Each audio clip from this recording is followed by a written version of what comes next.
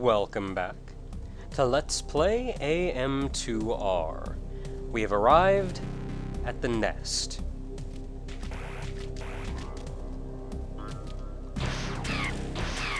The nest existed in the original Metroid 2. However, it existed in effectively a completely different form.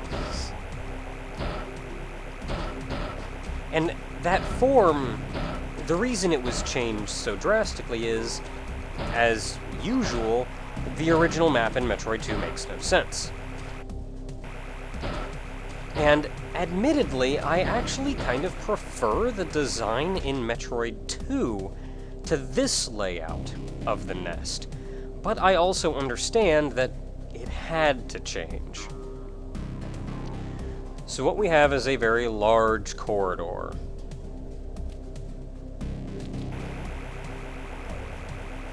There are 3 areas off to each side, with little to nothing in any of them.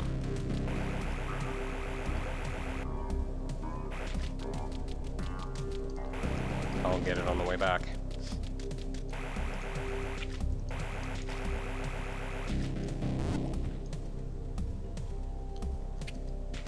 But we end with an Omega Metroid.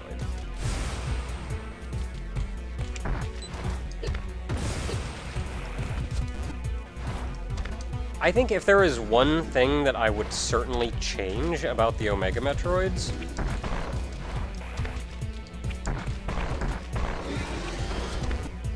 it's the fact that you get knocked on the ground and have to stand up again every time he jumps and lands.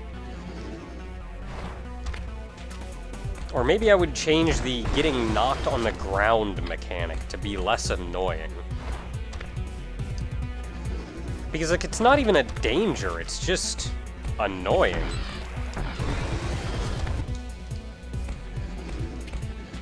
Ah.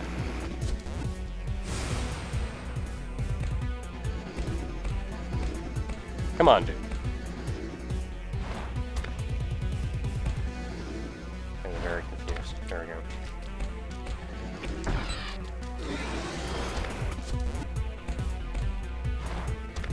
I'll keep going.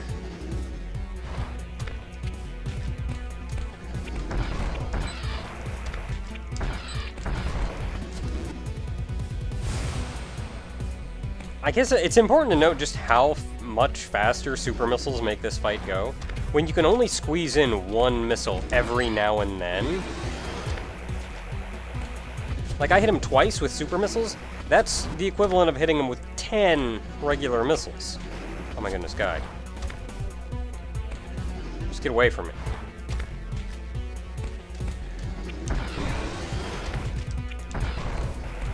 Like there, that was 10 missiles.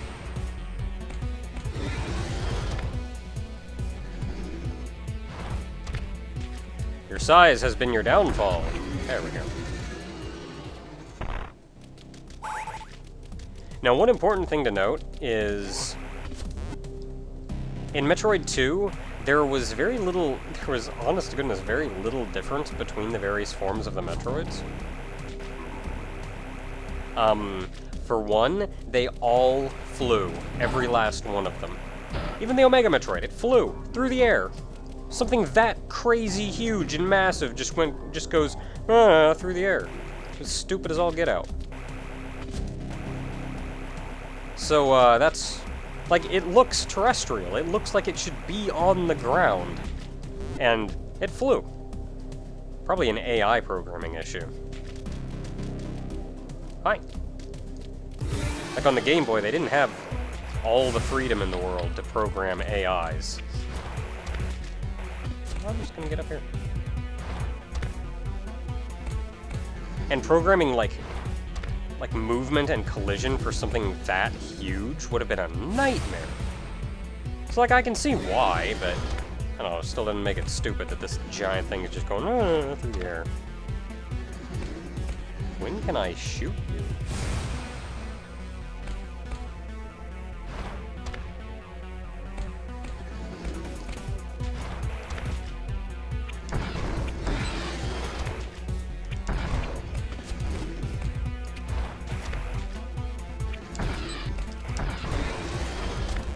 Now, I could try to shoot the opening in his back when it opens up, but honestly, it's an even harder target to hit than his belly. If I were shooting missiles, then, like, I'd spam some missiles at it and hopefully hit it, but,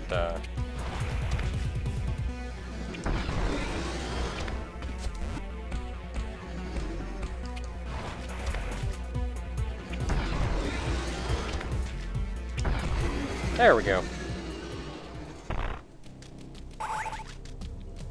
Okay, make sure I mapped out the whole room. And now I'm gonna want to stop back by that save point, because I have, like, no super missiles, and if I have any intention of killing these things in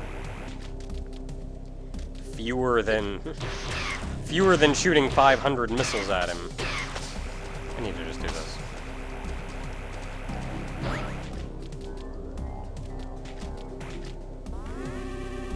Now, one thing I really liked about the layout of this place in the original Metroid 2 was right up here. If I can get up here.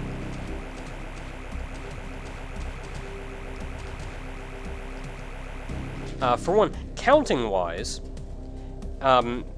these 3 Omega Metroids were the last 3 counted Metroids on the planet. So you saw there's only 3 left, instead of we have 10 now.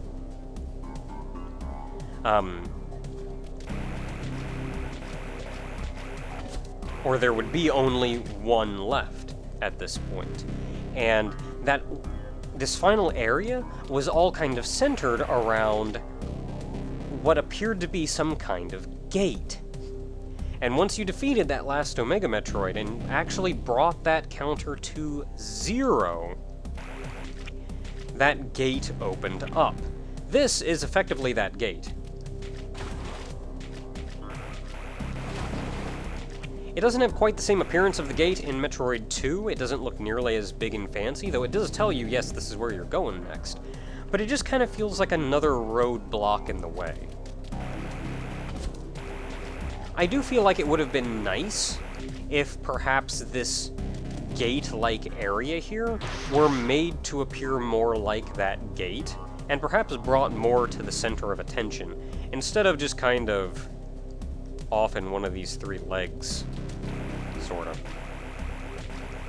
But nitpicks. How you doing, big guy?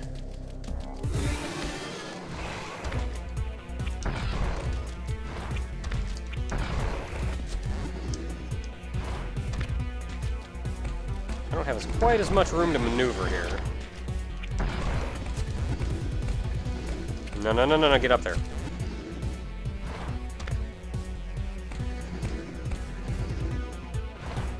Oh, you're getting very confused. There we go.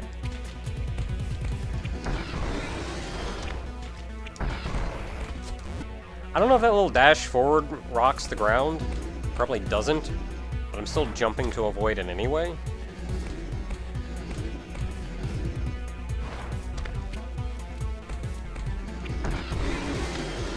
Man, you guys go down like weenies when you actually get hit by all of them.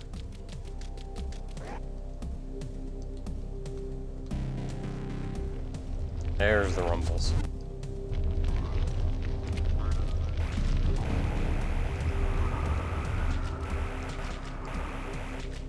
And with that, the gate opens.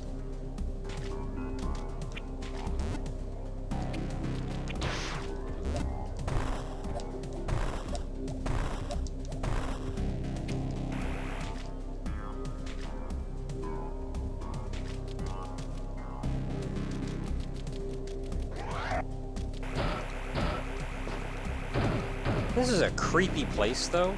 Like, I gotta say, I actually really enjoy this place. I like this place. I like that creepy, isolated feeling that, like, hardly anything even can live here. And this is where the strongest Metroids live.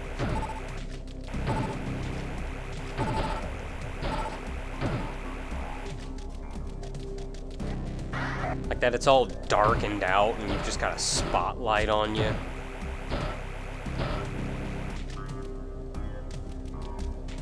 save point if you need one.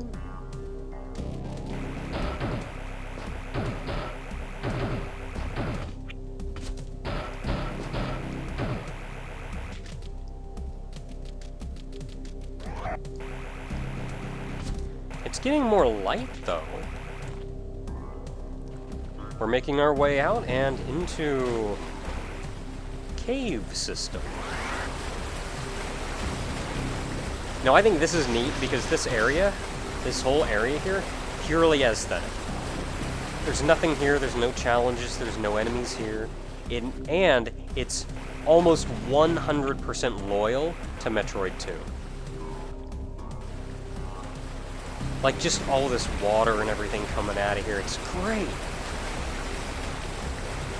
I like the aesthetic of it, and it does kind of feel like you're happening upon something very odd. Because you would imagine a place like that previous place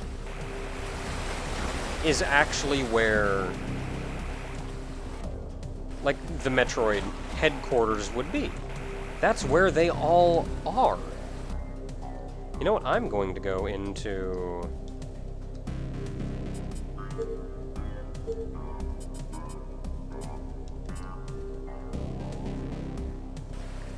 There we are.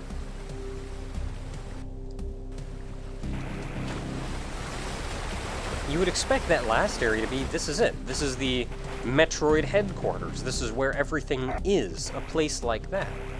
And then you come out here, and this doesn't feel quite right. This is just a nice, big, open, underground water reservoir.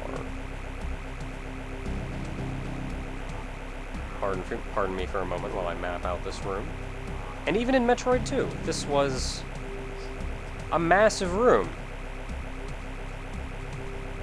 with very little in it. It's just this huge open room.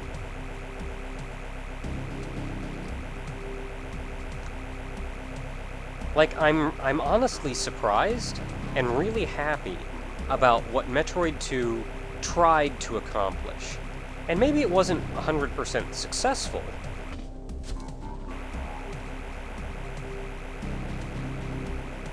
but I'm very glad for it. Now here, we've made our way to something. Oh, I didn't map that one block. I'm sorry. Now, of note, it was in Metroid 2, however, you actually came up from this spout instead. I'm gonna have to go down there, aren't I? You actually came up from that spout instead of looping around to the right, and what that does is it takes you down the waterfall in the middle of the previous room.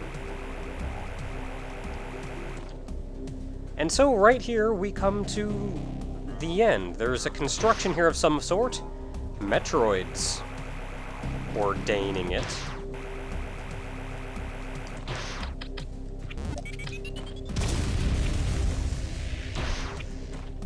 Now, I will say, in Metroid 2, there were two ways in. There was also a door over here. There is not in this version, and that's only because of, again, the mechanical differences of the two games make that second entrance and what it led to pointless. But this is interesting. This is certainly a place. Until next time, everyone. I think we may just have found the Metroid's home base.